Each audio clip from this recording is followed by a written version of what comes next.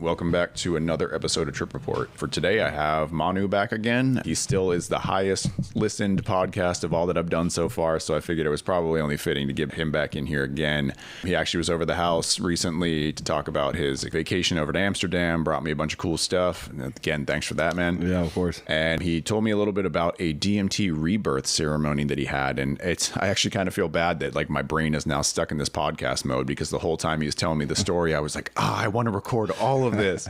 And so he'd taken off, and I reached out a couple days later and said, hey, is there any chance you can recount that again? Because I really think that's a good podcast episode. And he said, hell yeah, let's do it. So here I am up at his place, and let's kick it off. Yeah, man, I'm super excited that you're back here for another opportunity to share my story. Yeah, too bad we didn't record that conversation because it was a good one, and yeah. I was full of emotions that day too. So if you had a camera that day, you could really record my emotions because they were really high up there. Yeah. But yeah, the rebirth ceremony, man, that was quite a life changer for me. Let's just start with what got you there. What made you find the need for that rebirth ceremony? Cool. Yeah, that's a good story. So, I was an opioid user. The VA had pumped me full of Oxycontins for the 4 unsuccessful back surgeries that I had. I needed to find something else in my life. I quit drinking 10 years ago. The opioids weren't doing it no more, but I wanted what we call nowadays a head turn, right? I wanted to feel different, but I just didn't know what else was out there on the market nowadays for me to get a head turn and still be able to function properly all day. Through Instagram, there's a guy named Saltless Minds. He's in the weed industry. One day he dropped the terminology microdosing. And I thought to myself, what is that? I've never heard microdosing, and kind of looked into it and thought, why would anybody want to eat a 1/4 gram of mushrooms? That is just a waste of mushrooms, right? I grew up, in Talkeetna, Alaska during my teenage years. There wasn't much to do except for just hang out with your buddies and eat a 1/4 or 1/8 of mushrooms and go trip out in the woods and have fun at the river and that sort of thing. So when I heard the term microdosing, I was like, yeah, that's just ridiculous. You're not going to get any visuals. You're not going to get anything out of it. Why would anybody want to do this? Mm-hmm. And I was just really closed-minded, right? Like, I didn't know much about it. I started doing a little bit of research and seeing what the benefits are from microdosing. So I decided to grow my own mushrooms and started doing my own microdosing. And I started off very, very low, probably like 1/10 of a gram. And the only reason for that is because the memories that I had from 15 years ago of taking a big dose weren't always the pleasant ones. This was pre-military, last time you did mushrooms? Yeah, okay. Just teenage years. Yeah. And so yeah, I started off very, very low, and I was kind of scared. I was actually I was really scared, to be tripping. I have 4 kids, and just be on the influence of mushrooms of 1/8 or 1/4, and being in the spirit world for like 4 to 6 hours. I don't think I can do that on a regular day with my kids and being married at the time. The microdosing uplifted my mood that I was in. It really got me to start calming down and think outside the box. That's the best way I can summarize it. I did that for a little bit, and then I found a group which was a Veterans Walk and Talk, and that group was the group that I really needed in my life. It was a group that it's a bunch of veterans, so like-minded individuals. They're all about each other's health and helping the community and that sort of thing, and they did some microdosing on their walks. And so I was like, hey man, I like nature, I like microdosing nowadays, so let me go see what that's all about. I did that for a couple of months with them, went on hikes and met a lot of cool people, made a lot of friends out of it. That's how I know you. Mm-hmm. And so then I was invited to go down to La Jolla to the Indian reservation and help out with a food drive. And I had no idea who these people were. I never been to an Indian reservation as far as I know, but I've always had deep, deep respect for the culture. And so, yeah, I showed up and got to meet everybody down there. I got to meet Shane, who was the founder of the Church of the People Who Created Mother Earth. And he invited me to a sweat lodge. And so I had no idea what a sweat lodge was. I was asking a million questions to everybody. What's a sweat lodge? What do you do? And everybody just said, you just got to show up. So I showed up, and, it's nature's sauna. It's way more hotter than a sauna. Mm-hmm. And you really get to learn who you are and how strong you are mentally. Because it gets real hot inside that sweat lodge. And so I did that a few times, and then I was invited to ceremony. And so this was a psilocybin ceremony. And Shane, he helps tons and tons of members around in his community. I believe you've done a few podcasts with a few people that have mentioned Shane and his church. I went on my first journey and my first ceremony with them, and had really no idea what to expect. I was super nervous. I was scared as all hell. 24 hours later, I came out of there just like a revived new person almost. It was just really like, wow, I didn't die. I didn't have a bad trip. I got to see a lot of things that I need to do for myself. I started coming around, every month or so, and every time they had ceremony, I'd volunteer as a facilitator or as a spectator or participant, whatever I could do to fit in, and I wanted to learn more. Mm-hmm. And so I did that for several months on in, and finally one day I felt like I reached a level where I thought I needed to try something different to get to the next level, to the next phase of my spirituality. Right. That was DMT. And I've heard, nowadays you look on Instagram and you see nothing but videos and people selling stuff. And I mean, it's a big, huge awakening industry, right? The psychedelic industry. But I never really knew much about DMT. Really, I can't even pronounce the scientific name for it, right? So, I knew they made these vape pens. And so I was like, my next journey is going to find one of these DMT vape pens, and I'm going to sit at the edge of my bed, and I'm going to try to hit this thing and then see what happens. I knew a few people in the industry, so to speak. This stuff is illegal, but it's not hard to get. I went out searching for it, and I got approached several times with the same question, but why do you want to do it? Mm-hmm. Like, what is your passion for it? Like, why do you want to experience DMT? And my answer was always like, I'm ready for the next level. I've done psilocybin a whole bunch. I'm not scared of that no more. Like, I really want to take it to the next level. I went to LA, and I got stood up for about 5 or 6 hours. I had this Reiki healer that I knew who said he could get his hands on it, and told me to come to LA, and just sat around in LA for like 5 or 6 hours, and he never showed up. And I got pretty upset about that. And then we made some plans for the following week to do it again and meet up, and I got stood up again. And the reason I wanted to mention this is because I truly believe in the power of Creator and the universe. And the universe is telling me this is not your time. You're not going to get no pen and sit on your bed and go ahead and hit this DMT. Like, you're going to have to do it a different way. And so I reached out to Veterans Walk and Talk. I reached out to Collins. He became a very good friend of mine. I asked him, hey, can you give me a pen? And he said, yeah, I can, but why? And I'm like, oh, here we go again, right? Cut and paste that whole story and let him know why. And he said, I'll get back to you in about a day or so. And about a day or two later, he got back to me and he said, hey, I have an alternative for you. Instead of getting you a DMT vape pen, would you be interested in doing a DMT Rebirth ceremony? And I had no idea, what a DMT rebirth ceremony or even a rebirth ceremony, what that is all about. If you were to tell me, a couple months back before this happened, you want to do a rebirth, I would have thought something in the church or, something like that. And yeah, it was completely not it at all. And I asked him, so what do I got to do and how is this going to work out, and kind of give me the logistics of things.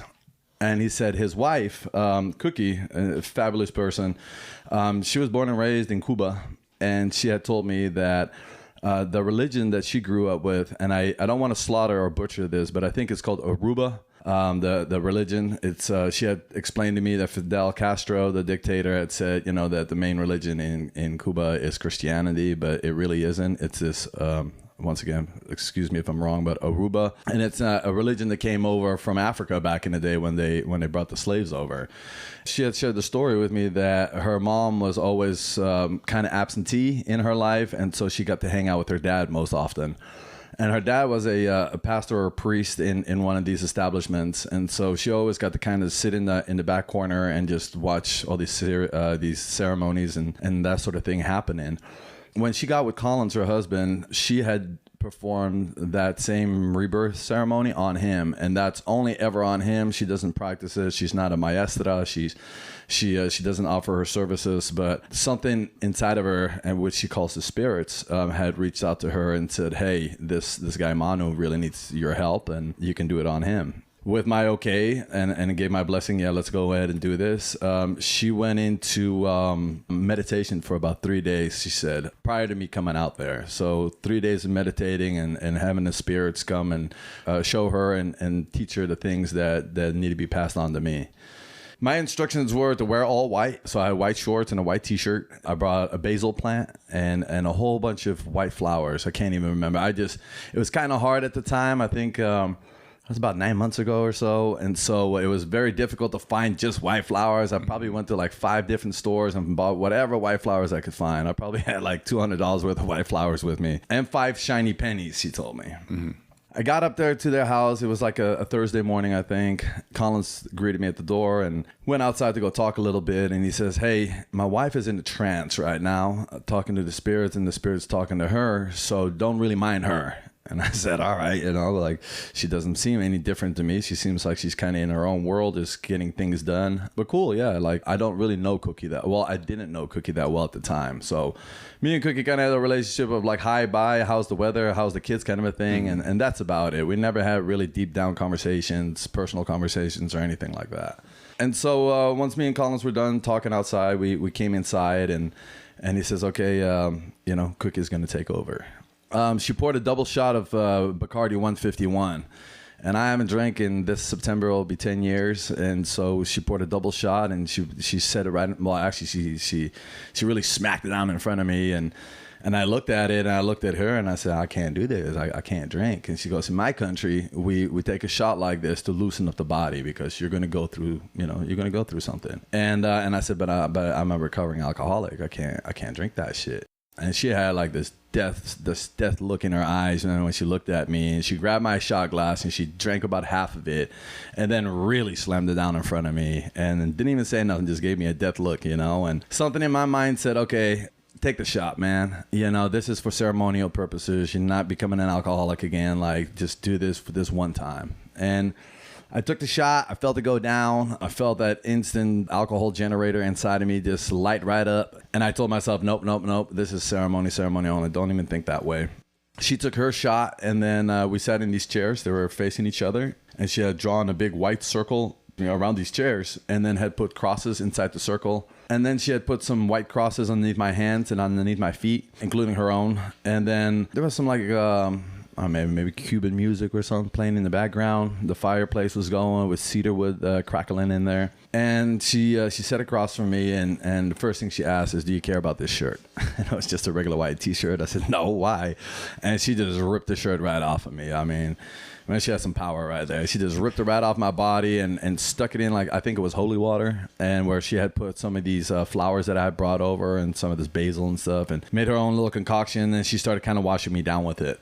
And once she was done, she sat across from me, and this is where the real, I wouldn't say creepy, but if you don't really believe in spirituality and stuff like that, and in black magic and voodoo and all that, if you don't believe in that, then it's creepy. So for me, it was a little creepy in the beginning because I didn't believe in any of that stuff. And she started talking to me about my past, my present, and my future. And it was so realistic. Like, there's nobody around me that could have told her any of these things that she was telling me. My marriage was failing at the time, and she was spot on about that. Like, she had never heard me talk about my marriage. She'd never heard me talk about my childhood, and she was just spot on about so many things that she was saying. She said, the spirits have told me this in the last 3 days. They've been telling me A, B, and C. And I just started crying, man. Tears were just rolling down my face, and I was like, how does she know this? And this is where I really started believing, like, this hippy dippy voodoo black magic kind of stuff. It's real. It's real, man, because there's no other way that she could have known any of this stuff about me. We did some talking, and she ended up giving me a key, a very little small key. And if I remember right, she said, this key was given to me when I was very young, like 30 years ago or so. And this key is, it belongs to a spirit, and I'm not sure what his name is. I forgot all these names. But the spirit is the spirit that unlocks doors. And so the spirit had told me to give this key to you. And it's actually hanging right there on my keychain. Carry it around everywhere. But you're going to open up many, many more doors moving forward from here on out, and you need this key. So I want you to have it. And then she asked me if I brought the pennies. And yes, I brought 5 shiny pennies, and that's for the spirit of love. And once again, I'm sorry, I forgot the names, but it was a spirit of love, and she gave me some of the history and the stories behind it. And it was really interesting just hearing all these things that I was never familiar with before. And once she was done, she told me to go ahead and join Collins in front of the fireplace. Once again, there was a big white circle on the ground with chalk crosses inside of him. I kind of forgot, but Collins had told me that we're going to try a little bit of DMT, give you a little taste of it. And then if you feel like it afterwards, then we can do what's called a big blast off. Like I said, I forgot about that part, right? Collins loads up a little bit in this dream lamp and he heats it up and he says, you're going to take a hit and then you're going to hold it in as long as you can. And then you're going to lay down and then you're going to blow it out and keep your eyes closed. And so that's exactly what I did. I laid down. There was this nice little fluffy carpet I was laying on. I could hear the fireplace crackling. And the minute I blew out that first hit, something just happened to me that had never happened to me before. It felt like my brain was melting away. It felt like it was melting away into another dimension. It felt my body actually started flopping around. My hands and my arms were flopping around like a dead fish on land. And I was like, what's happening? And all I remember is Collins telling me before to don't fight it, don't resist it, just give in.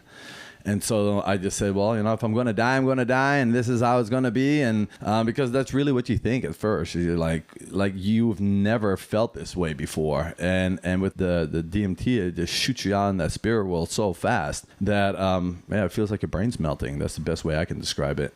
Once my flopping around, it's only lasted maybe, I would say, 20 seconds or so. Then I felt like I was in the universe. Like it felt like my spirit had got detached from my physical body, went through like a wormhole, like kind of like it does in Star Trek, right? Where they go through hyperspeed and you go through this wormhole. And while you're in this wormhole, it's just, you're getting so many things just from your conscious coming, from your unconscious come to your consciousness. Like things don't matter no more and everything around you doesn't matter and matter is not matter and, that sort of thing. And then once I was through that wormhole, it felt like, then I was in outer space. And I want to back up before I continue. I was never raised with any kind of religion or belief.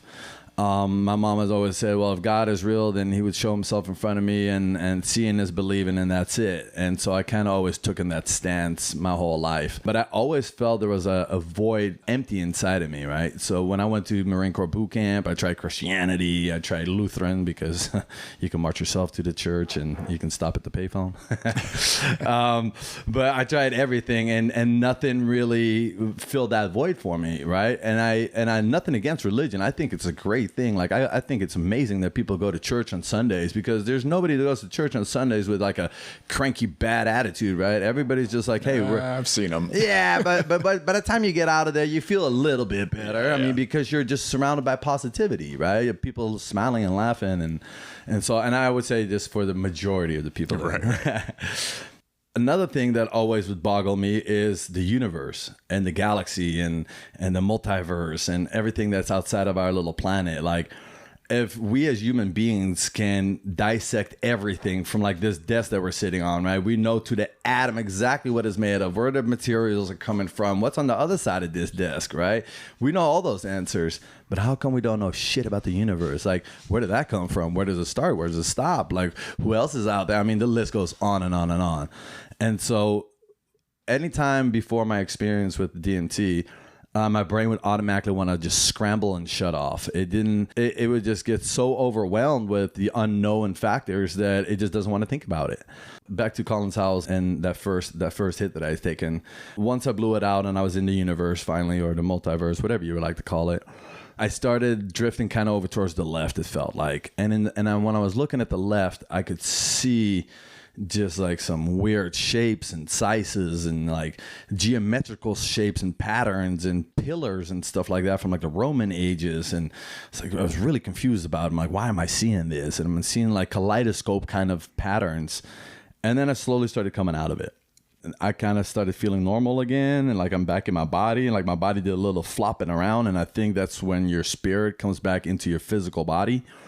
And then I opened my eyes, and Collins was just sitting there with this big old smile on his face. There's all this love radiating off of him. And he's like, it's all right. Take it easy. How do you feel? And I'm a chatterbox, right? So I just want to talk right away about everything I've seen. And I sit up, and we're starting to talk about everything I've seen, and it doesn't really make sense, right? No answers, really. And then Collins said, are you ready for a blast off? And I said, what the fuck was that? What do you mean blast off, man? Like I said, I totally forgot about this blast off part he talked about because I thought that was a blast off. Right. Like, I just went through something so intense. Like, wow, well, what do you want to call that? I said, that's just a little taste. And so that question was the hardest question I had to answer in many years of my life, like, do you want to do a blast off? And I thought, like, well, I got to experience it, right? I know what it felt like now. Like, do I really need to do it again? But inside of me, that void, it was still empty, right? And I don't know if it's a void of religion or spirituality or both, but I still felt like I have an empty slot inside of me. And so finally, after about 20 or 30 minutes, I said, yeah, man, I'm ready for a blast off, dude. And so this time he really loaded up double the amount of what I had done before. Same procedure, take the hit, hold it in as long as you can, lay down, blow it out. And once again, flopping around like a fish, right? I'm just flopping everywhere. And I feel like, my brain's melting again and my soul is getting separated. My spirit's getting separated from my body and going through that wormhole, and boom, I'm back out in outer space. Once again, I started drifting towards the left, but now I'm seeing like black matter. I'm seeing like the nastiest, like ugliest black hole, like scary ass shit that I absolutely didn't even want to like go towards it. But there was like a gravitational pull, kind of like it was pulling me towards it. And there was nothing I could do about it until I felt like something, like a little voice on my right shoulder kind of said, no, look over here. Like, why are you going that way? You need to look over here.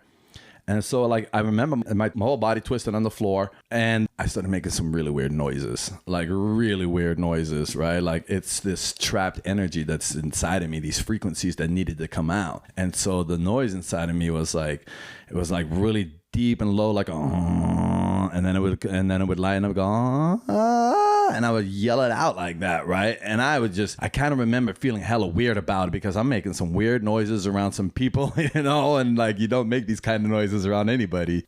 And then all of a sudden, when I looked more towards the right, man, there was this bright shining light with every color of the prisms showing, all the magical colors, all the bright colors, and kind of like maybe you want to describe it as like heaven, right? And I started like gravitating towards that a lot more and faster than I was towards the black hole.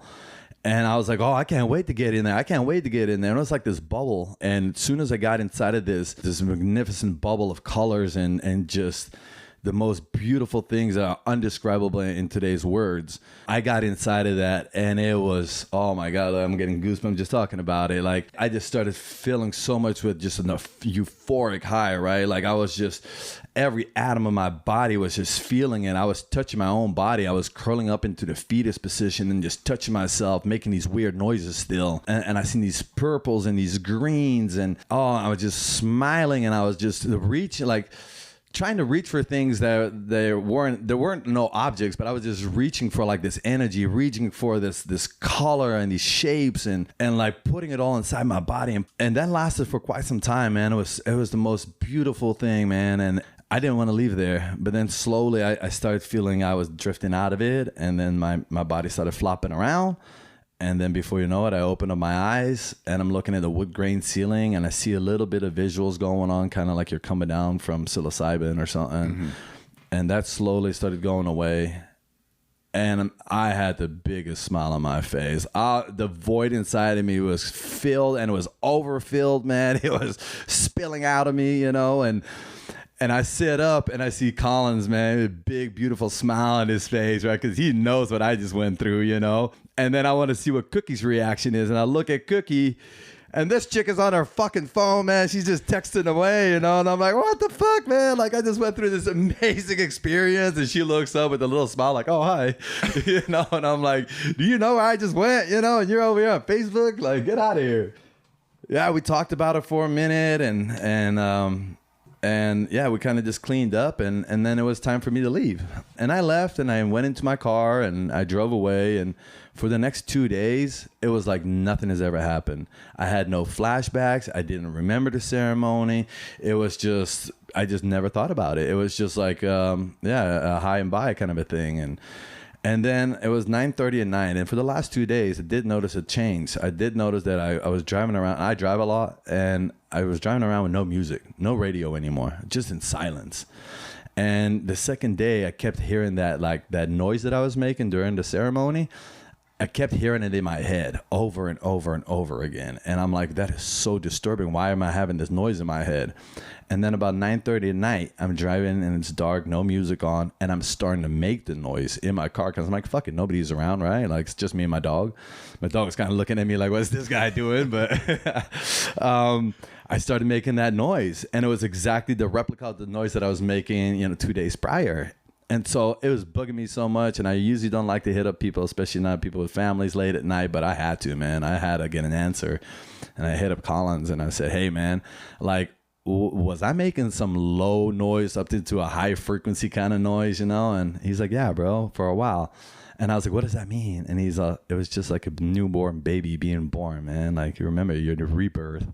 And that that gave me the biggest smile, man. I hung up. I was so happy with that answer, man. I'm like, oh, man, he's right, And ever since that day, oh my God, I was radiating full of love. Like, that ceremony had taught me how to self-love, how to love myself. And being a former Marine, I've never really showed a lot of love to myself. It's always adapt and overcome, and, guys don't cry and that kind of a thing. And so this is actually the first time where I was like, man, I love myself, man. Like, I really, truly, genuinely love myself. Like, and it was weird for me because I've never had that feeling before.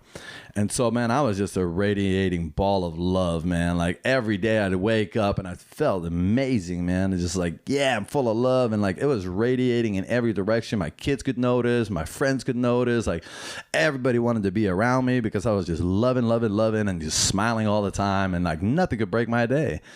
And then that went on for about 2 months, man. And I said, man, if I go through life like this is amazing. This is great. This is exactly what I needed. And then I got a phone call one day, and it was Shane from the reservation. And he says, hey, man, you've been called to do ceremony with us tonight. And I said, oof, like, I have a feeling that that ceremony might take away my loving feeling.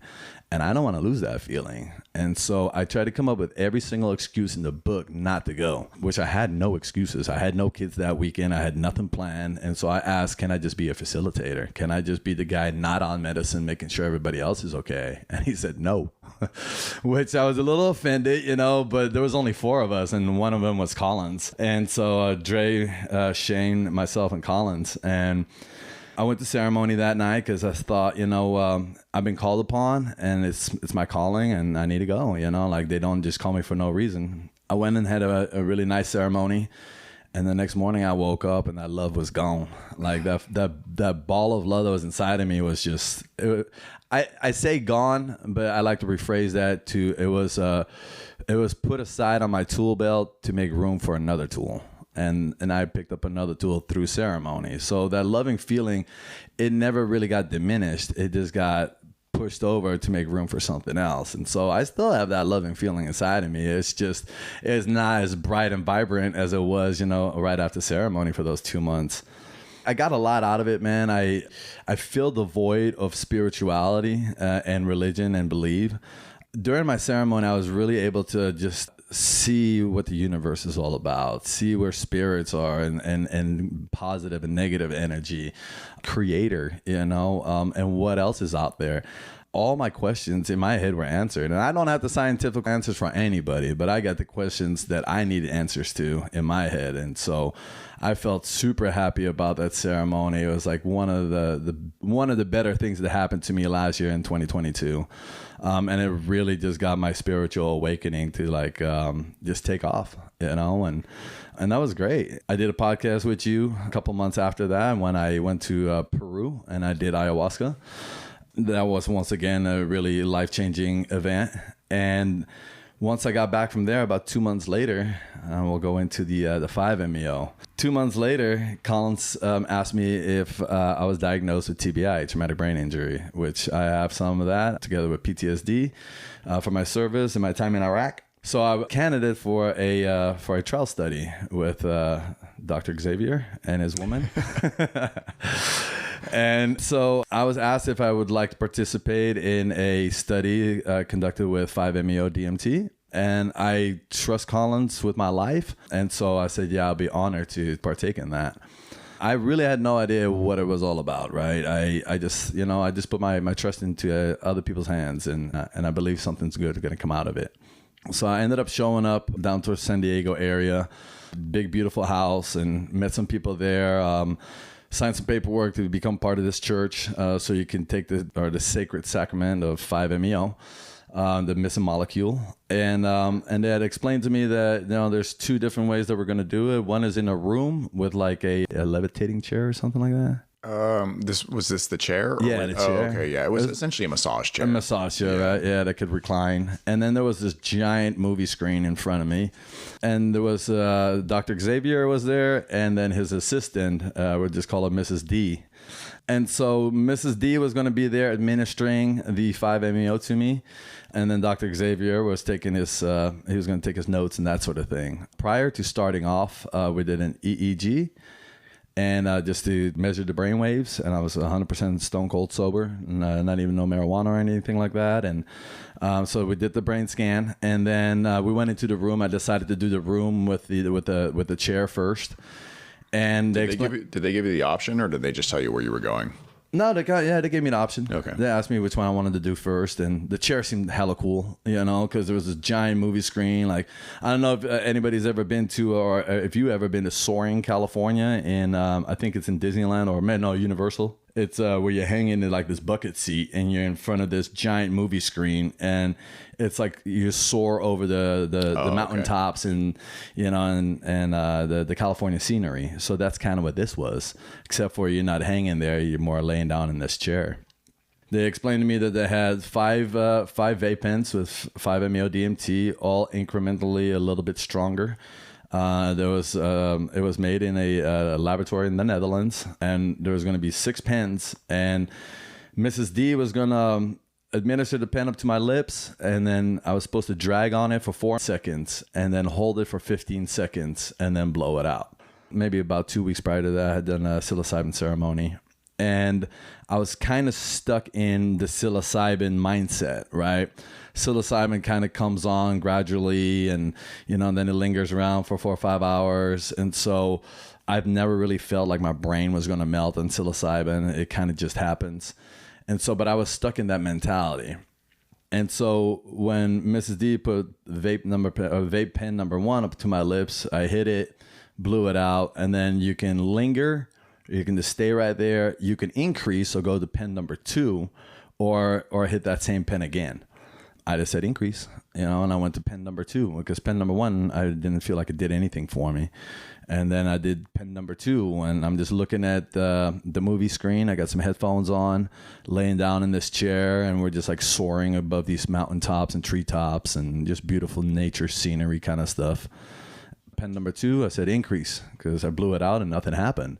And I'm just waiting, man. I'm waiting for that psilocybin effect, right? I'm waiting for the visuals for things to start moving a little bit. And pen number 3 hit and nothing. So I said, increase. Keep on increasing, right? Like, keep on going. And when I hit pen number 4 and I blew it out, I totally forgot, but you're going to get that feeling of your brain melting. And it was like, oh, shit. I thought it was going to be different because I had that psilocybin mindset. And boom, man, like it started happening. My body started just twitching around a little bit. And, she asked me if I wanted to, increase or linger. And I said, increase, pen number 5. And hit pen number 5, and then I remember the scenery started changing on the movie screen. It went from mountaintops and treetops into it skyrocketed out into the universe. And then I got to see like galaxies and stuff like that. And it was cool until I hit pen number 5 and I blew out that one. Then it started getting a little scary on my part. Not only did the movie screen started changing to liquids and liquids like melting together, and that kind of brought me back to my first experience with the NN-DMT and that black hole. And I did not want to go there, and I kind of felt like I was about to hit a black hole. I think Mrs. D could see the expressions in my face and the look in my eye and kind of getting a little bit startled. And all she did is she put her hand on my shoulder and another hand on my heart. When I felt that, I looked over because she was sitting down from me. And I looked over to my right and I'd seen her and I looked at her face. And I just remember this beautiful white smile, man. And she was just like, I got you. And she didn't even say no. She didn't have to. But just by touching me and holding me, I felt comfort. I felt like, all right, she's got me. Like, increase. Right, let's do pen number 6. And I hit pen number 6, and then I felt another hand on my shoulder, and it was this Professor Xavier, and he's holding my shoulder, and I looked up at him, and he's got this big old white smile, a beautiful mustache. And yeah, I just knew these people had me. And I think I kind of blacked out a little bit after I blew out pen number 6. I don't quite remember a whole lot. I blacked out for, it must have been maybe 20 to 30 seconds. And then once I started kind of coming to again, I was crying a lot. I was saying, I'm sorry. And they're asking me, what are you sorry for? And I have 4 children, and my 3 boys from my first marriage.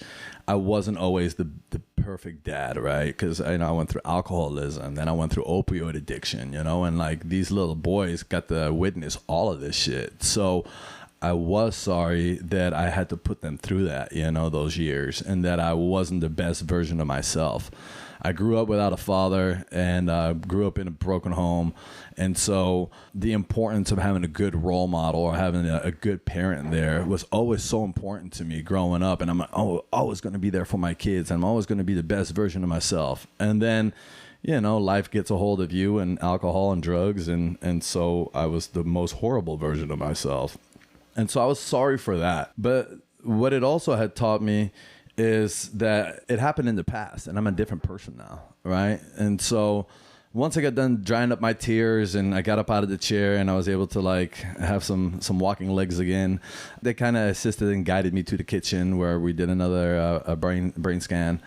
And then they asked me if I wanted to go do the second part of the experiment or the trial, and let's go lay in the bed in another room. So it's pretty much the same procedure. You go lay down in the bed. I put a blindfold on, a sleeping mask actually. They put a sound bowl on top of my chest. They asked if that was all right, and I said yeah. I'm never going to say no, by the way. Like, if they're going to add, I trust these folks. So, if they're going to say, hey, you want to do this? The answer is going to be yes. You don't even ask me. Like, they could have just put the bowl on me and I wouldn't have said nothing. Yeah. But they're so caring over there that they really want to make sure that you're taken care of. And so, yeah, I wanted to put the sound bowl on top of my chest, and I've done a few sound baths, and those are amazing. So I was like, yeah, this can't hurt me. And then we did it again, right? So pen number 1, an increase, linger, repeat, and then pen number 2, pen number 3.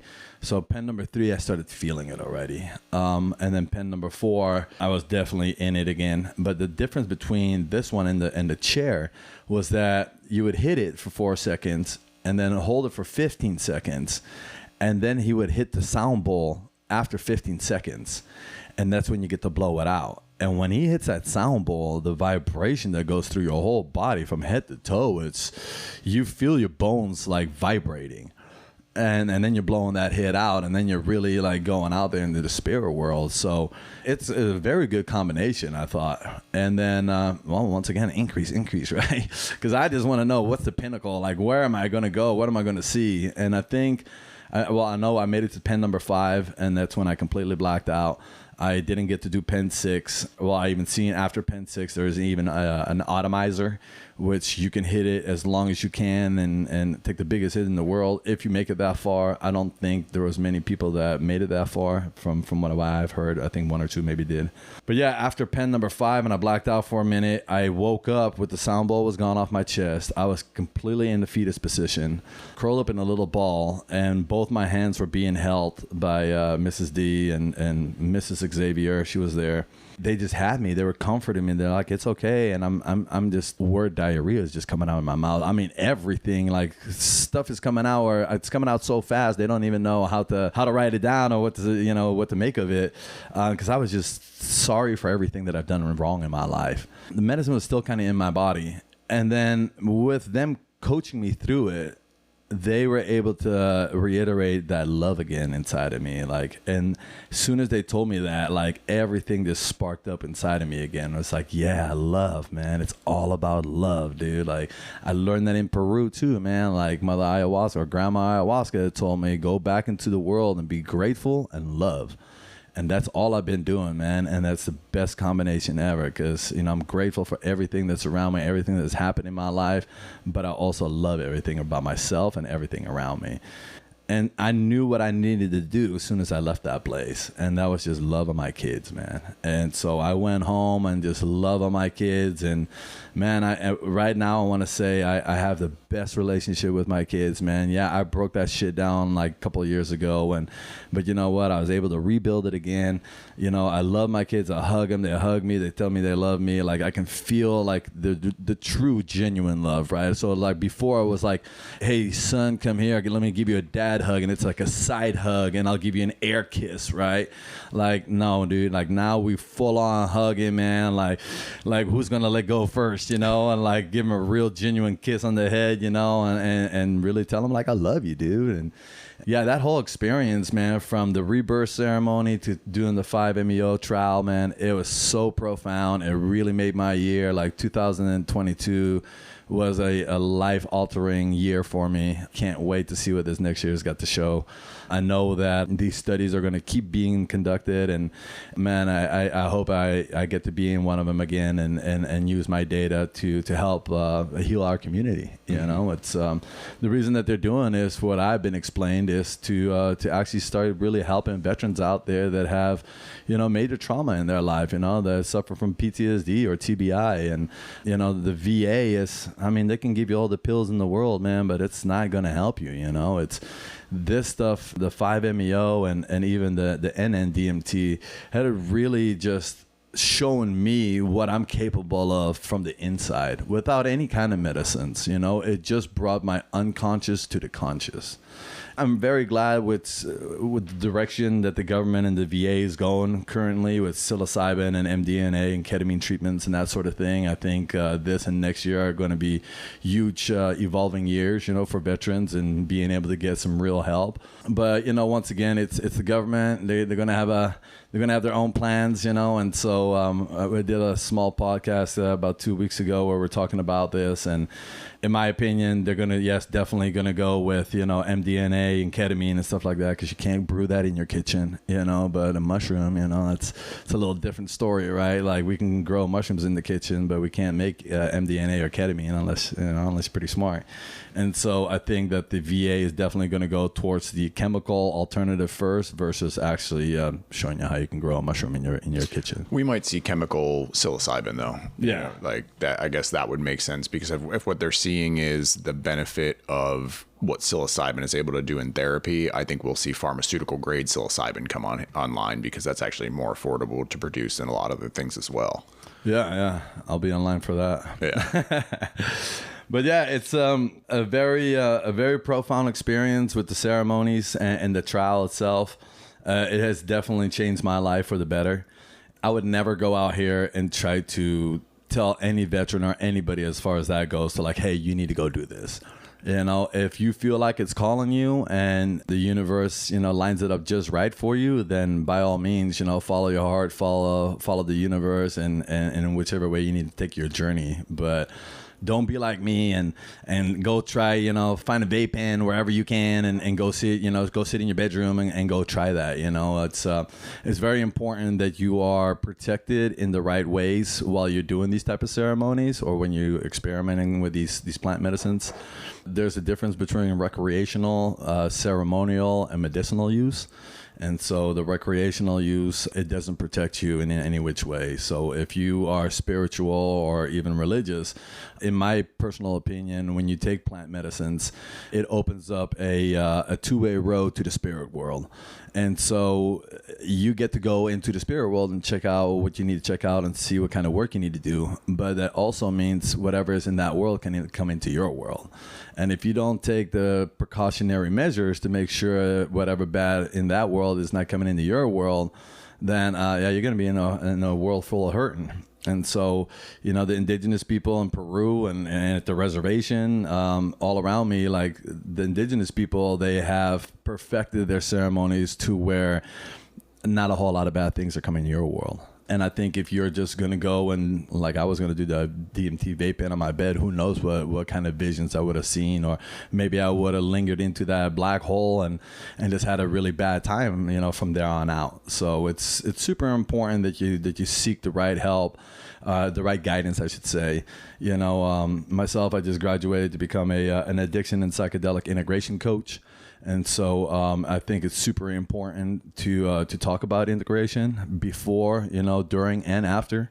And that's why it's amazing that you're doing these type of podcasts too, man, because you're really getting a lot of awareness out there, and educating people about, what to do and how to do it. It's super important. Yeah, I mean, the integration is a huge thing, and I think that it's good to talk about it right after the experience, but there's so many people I've had on here where we're talking about it months, weeks, years later, and they're unpacking new things. Yeah. And so it's like it's never too late to integrate. I mean, what's the worst thing you can do is just to bottle it up. Yeah. It's good to journal. I mean, I think that's a great place to start, but you need to talk about these things with other people, because I firmly believe until you vocalize what you've unpacked, you're still holding on to it. Oh yeah. Oh yeah. It's totally your problem until it comes out. Right. And I had we go back to your second podcast with me, about the ayahuasca. Like, I talk about the hard time that I had integrating, and that's why I actually chose this route to actually help people integrate. Not everybody looks at integration the same way. Some indigenous people, they feel like just everyday life is your integration, while my take on it is that things that were 1,000 years ago are not the same way today. And so we have so many more things that we have to integrate during our journeys or before and after, that it can be a little overwhelming at times. And especially if you're not in that friend circle of like-minded people that you can talk to people about this. Like, some of my old friends, if they were to hear this podcast, they'd be like, oh, what went wrong with Mhanu, man? And he's taking too many drugs, and he's a hippie, and he's he's a gonzo, and he's done for. So you can't really talk to those type of people, right? So one of my really good friends, when I came back from Peru, I wanted to talk to him about what I've seen, and oh my God, like, let me tell you everything. And he goes, bro, that was just the drugs, the chemical, structure in your brain, and that's why you were seeing da da da da da. And I was like, wow, I can't even talk to you. And you're one of my best friends, so to find people that you can talk to, man, and just without judgment, right? Without being called a loony or a hippie or crazy 5150, whatever. Nowadays, there's more entities popping up where you can call, like psychedelic hotlines. Fireside is one of them, where you can talk to people without being judged, where, your word is not going to go anywhere else. All right. And so I kind of want to bring up one other thing about that is I did a psilocybin ceremony with the Church of the People here about a month ago. And we had an active duty military guy there. He was a Navy SEAL. 18 years active duty. He's got 2 more years, man. Good for him. He's got to retire in 2 years. Second time ever doing psilocybin. And he came down and we did a ceremony with him. And this guy, he was purging like I've never seen nobody purge before. And like, so you can purge different ways, right? The body can purge by throwing up or shitting yourself, pissing yourself, or yawning or laughing. Like me, I'm a big yawner, man. I yawn so much that I feel like my skull's going to split open, right? But this guy, man, he sat there at ceremony, squatted down by the fire for like 3 or 4 hours. I have no idea how he did not hurt himself and blow up his calves. But I mean, he's in good shape. He's a SEAL, right? But, this guy was barking and he was growling for, God, I would say 3 or 4 hours. And he was doing psychotic laughs, like where he, like, if you were to heard it, you would be like, oh, what's wrong with this guy? He's a little crazy, right? But he went through that for like 4 or 5 hours. And the thing that I learned from that ceremony is, it was my first time taking the largest heroic dose I ever taken. It was like 15 mushrooms and a cup of tea, mushroom tea. I seen what I needed to see, and I went through my peak, and I was starting to come down, and I would have been so cush and nice and comfy just coming down. I was having a good time, and then this guy started, all right? And so nobody out of 8 or 9, 10 people that were there, nobody said shit to this guy. Nobody told him, hey, shut the fuck up, man. Or no, everybody just knew that he was going through something. So let him go through it. Once in a while I would say, hey, chill out a little bit, like back up from the fire a little bit, stuff like that. But nothing condescending, nothing degrading, nothing judgmental. The next morning, we rise from the dirt, and most times on the first one that's awake, trying to catch the first sun rays, on my body because it was pretty cold. And And the second person awake was this Navy SEAL, man. And he comes up to me and he's like, hey, man, I'm so sorry about last night, man. I have no idea what happened to me. And I said, man, like, you don't got to be sorry to me. You know, like, just be happy and grateful that you went through that type of purging here with your brothers here, right? Because none of us will ever say shit about that. You know, we are not going to go call your family or call your command and say like, hey, this guy is crazy. You know, like, you had to get some stuff out that you've been bottling up for a long, long time, man. And so, you know, you had it come out yesterday, and that's a beautiful thing, man. And there's not much that we needed to say to him, right? Like, I'm sure, like, every day from that day on, like, he was probably thinking in his own head, like, man, like, what was all that about, you know? And then he starts doing his own integration, right? And luckily, he's connected with all the good people there that I know and people you can trust. And so I had a few phone calls with him already, you know, just talking about it, you know, and he knows that he can reach out to me at any given time, you know, day or night, and we can talk, man. And just like you said earlier, you know, like it does no good holding that stuff in. Right. You know, so yeah, I'm glad that we're all coming together as a community. You know, we're healing each other, we're helping each other.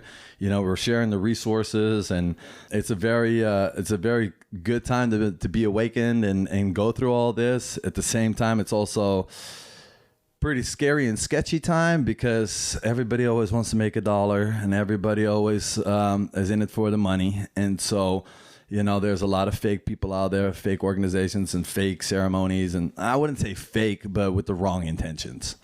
If you really feel that you need to do these medicines or you want to go through these journeys, and I definitely would recommend, you know, hit somebody up that you can really trust, you know, reach out to the church or reach out to Veterans Walk and Talk, and, you know, reach out to myself or any of the people that are associated with us, and they can send you the right direction, you know.